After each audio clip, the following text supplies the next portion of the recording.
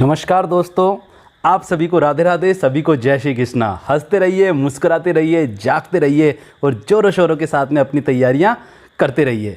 देखिए दोस्तों, मैं आपको 12th क्लास की बायोलॉजी पढ़ा रहा हूँ। बहुत ही महत्वपूर्ण है आपके लिए बायोलॉजी। और ये जो बायोलॉजी हम पढ़ रहे हैं ना, ये आपके आगे कॉम्पिटिटिव एग्जाम में भी काम आएगी।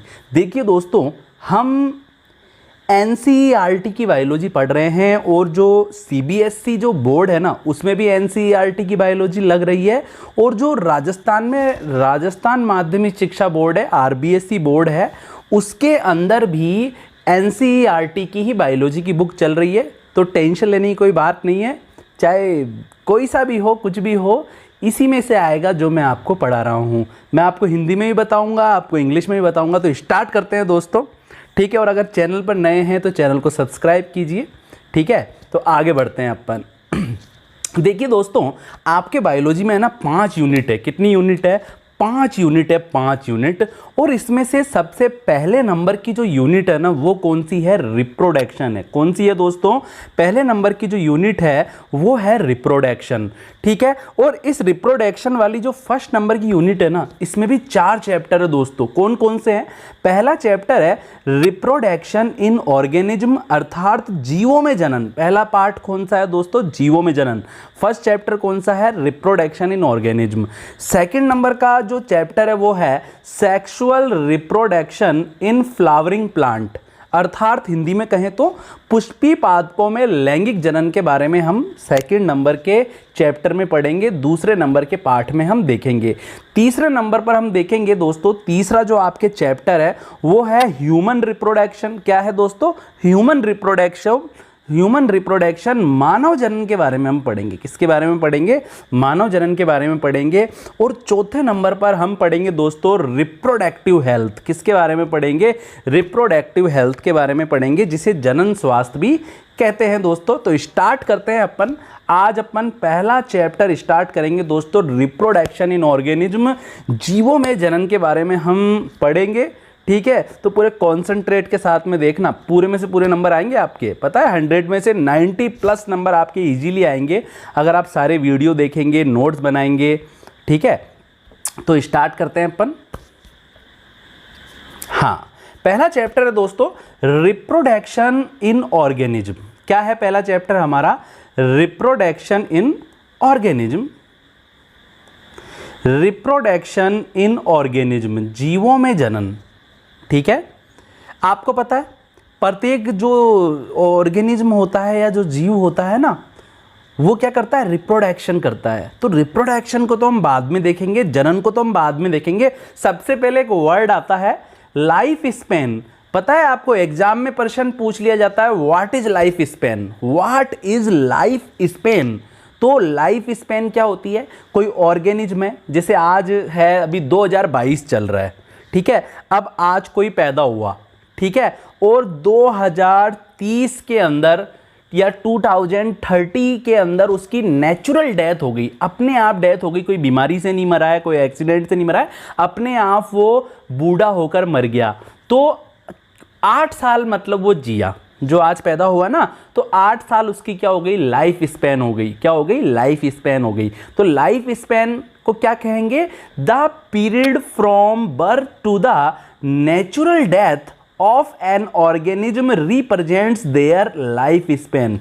यानी कि कोई ऑर्गेनिज्म है, ठीक है, उसके बर्थ से लेकर उसकी जो नेचुरल डेथ होने के बिटवीन का जो पीरियड है ना दोस्तों, उसी को क्या बोलते हैं? लाइफ स्पैन कहते हैं। हिंदी में कहें तो जीवन अवधि। क्या बोलेंगे? जीवन अवधि। अर्थात जीव के जन्म से लेकर उसके प्राकृतिक मृत्यु तक का काल जीव की जीवन अवधि कहलाता है। जैसे मनुष्य को अपन देखते हैं, माना कि मनुष्य की जो लाइफ स्पैन है वो 70 ईयर है, जीवन अवधि 70 साल है।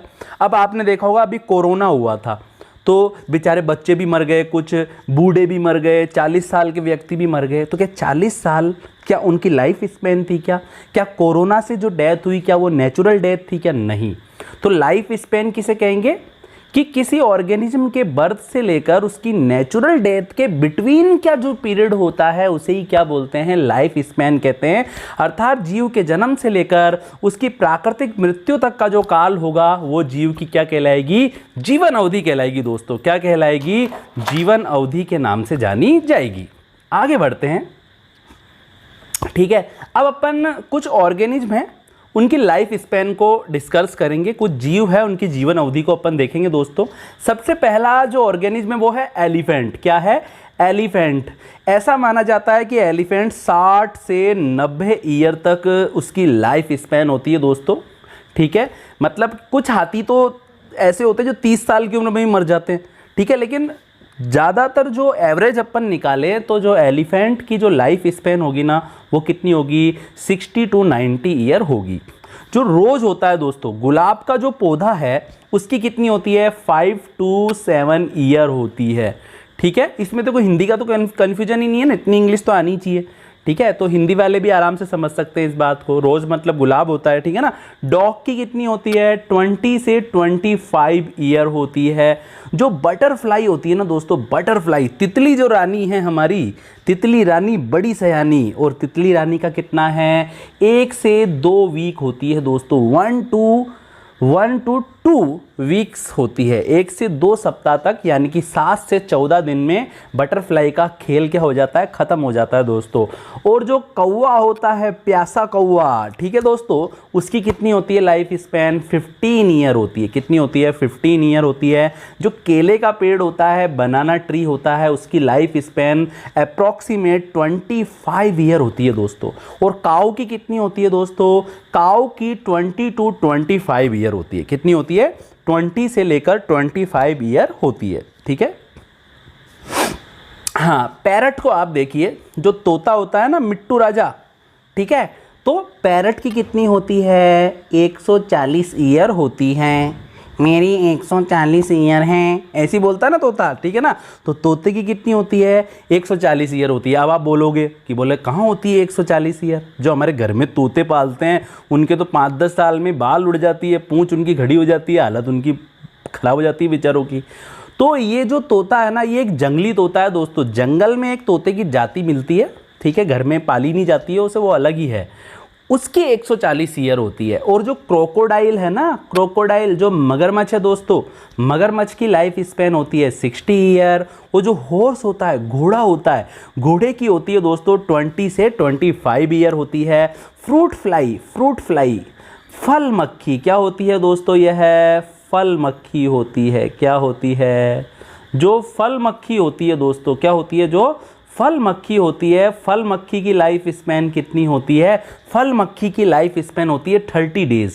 कितनी होती है दोस्तों, 30 डेज होती है। ये वाली बात आपको क्या रखनी है, ध्यान रखनी है। कितनी होती है दोस्तों, 30 डेज होती है। बहुत इंपॉर्टेंट है। फ्रूट फ्लाई क्या होती है, जैसे घर में हाउस फ्लाई होती है ना, गंदगी के ऊपर बैठती है और बीमारी फैलाती है, वैसे ही सब्जी के ऊपर या फ्रूट के ऊपर जो मक्खियाँ रहती है ना, उसको क्या बोलते हैं, फ्रूट फ्लाई कहते हैं, ठीक है। ड्रोसोफिला मेलेनोगैस्टर वैज्ञानिक नाम है फ्रूट फ्लाई का, ठीक है दोस्तों। जो राइस प्लांट होता है, जो चावल का पौधा होता है, उसकी लाइफ स्पैन कितनी होती है दोस्तों, 3 to 4 मंथ होती है। कितनी होती है, 3 to 4 मंथ होती है। कितनी होती है, 3 to 4 मंथ होती है। देख लेते हैं अपन, थोड़ा ऐड कर लेते हैं, 1 सेकेंड। हाँ, कितनी होती है, 3 to 4 मंथ होती है। टोरटोइस की कितनी मानी जाती है, टोरटोइस की ऐसा माना जाता है 100 से 150 साल तक एक कछुआ जी सकता है। लेकिन मैं 100 से 200 साल लिख रहा हूँ, क्योंकि कछुए की, कुछ कछुओं की तो है ना 200, 300 साल तक भी होती है। तो कितनी हो गई, 100 से 200 ईयर हो गई। कितनी हो गई, 100 से 200 ईयर्स हो गई। और जो बनियन ट्री है ना दोस्तों, कौन सा ट्री है, जो बनियन ट्री है दोस्तों, बनियन ट्री की कितनी है दोस्तों, 200 ईयर से 500 ईयर। कितनी है, 200 ईयर से 500 ईयर तक बरगद के पेड़ की लाइफ स्पैन होती है, बनियन ट्री की लाइफ स्पैन होती है, बरगद के पेड़ की जीवन अवधि होती है। देखो मैं आपको बताता हूँ, पीपल का पेड़ की भी है ना जो लाइफ स्पैन है वो बहुत ज़्यादा होती है। भगवान बुद्ध ना, उनका जन्म हुआ था लगभग 2000 साल पहले, ठीक है। और भगवान बुद्ध ने जिस पेड़ के नीचे गया के अंदर तपस्या की थी ना, एक बोध गया नाम की जगह है वहाँ पर, और पीपल के पेड़ के नीचे भगवान बुद्ध ने तपस्या की थी बैठकर। और पता है उस पेड़ की चौथी जनरेशन आज भी वहाँ पर मौजूद है, फोर्थ पीढ़ी आज भी वहाँ पर मौजूद है। अब एक पेड़ की अपन अगर एज 500 साल भी माने तो चौथी जनरेशन हो गई आज वहाँ पर उस पीपल के पेड़ की। तो बरगद के पेड़ की या पीपल के पेड़ की कितनी होती है दोस्तों, बनियन ट्री भी कह सकते हैं इसे, ठीक है। बनियन ट्री बरगद का पेड़ बोलेंगे और पीपल का पेड़ अलग है, लेकिन पीपल के पेड़ की भी 200 से 500 सालों तक ही होती है दोस्तों, ठीक है। अब मेरा आपसे प्रश्न है कि what is reproduction, what is reproduction दोस्तों, बहुत ही इंपॉर्टेंट बात है। व्हाट इज रिप्रोडक्शन, जनन क्या है। तो दोस्तों जनन क्या है, देखिए आप ध्यानपूर्वक। Reproduction is a biological process in which an organism give rise to young one offspring similar to itself. Reproduction एक बायोलॉजिकल प्रोसेस है in which an organism give rise to young one similar to itself. Reproduction एक biological process है जिसके अंदर कोई organism अपने समान मतलब इटसेल्फ ही न्यू ऑर्गेनिज्म का राइज अप करता है, उसको क्या करता है, जन्म देता है। क्या देता है, जन्म देता है। तो reproduction is a biological process in which an organism give rise to young one similar to itself. जनन एक जैविक प्रक्रिया है। जनन क्या है दोस्तों, जनन एक जैविक प्रक्रिया है जिसमें कोई जीव अपने समान संतान उत्पन्न करता है। संतान को यंग वन बोलते हैं दोस्तों। ये संतान या यंग वन को ऑफस्प्रिंग भी बोल सकते हैं, अर्थात संतति भी कह सकते हैं, ठीक है। इंसान जनन करेगा तो इंसान को ही जन्म देगा ना। अब ऐसा तो नहीं है ना कि इंसान जनन कर रहा है और खच्चर पैदा हो जाए, नहीं, ऐसा कभी नहीं होगा दोस्तों। इंसान के इंसान ही पैदा होगा, बंदर के बंदर ही पैदा होगा, हाथी के हाथी ही पैदा होगा। तो जनन एक जैविक प्रक्रिया है जिसमें कोई ऑर्गेनिज्म अपने ही समान इटसेल्फ ऑर्गेनिज्म को क्या करता है, जन्म देता है, बर्थ करता है दोस्तों, ठीक है। और ये जनन किया क्यों जाता है, जो प्रत्येक जाति होती है ना दोस्तों, वो अपने अस्तित्व को बनाए रखने के लिए क्या करती रहती है, लगातार जनन करती रहती है। इंसान लाखों साल पहले भी थे धरती पर, आज भी है। हाथी हजारों साल पहले भी था, आज भी है। क्यों, क्योंकि ये जो जीव हैं जनन कर सकते हैं और जनन के द्वारा ही कोई जाति पृथ्वी पर लंबे समय तक बनी रहती है, ठीक है दोस्तों। अब नेक्स्ट क्लास के अंदर हम क्या पढ़ेंगे, नेक्स्ट क्लास के अंदर हम पढ़ेंगे types of reproduction, asexual reproduction and sexual reproduction. जनन के प्रकारों के बारे में हम देखेंगे, अलैंगिक जनन और लैंगिक जनन को हम देखेंगे दोस्तों, ठीक है। तो चैनल पर नए हो तो लाइक कर देना और अपना ख्याल जरूर रखना, ठीक है ना। सभी को राधे राधे, सभी को जय श्री कृष्णा दोस्तों।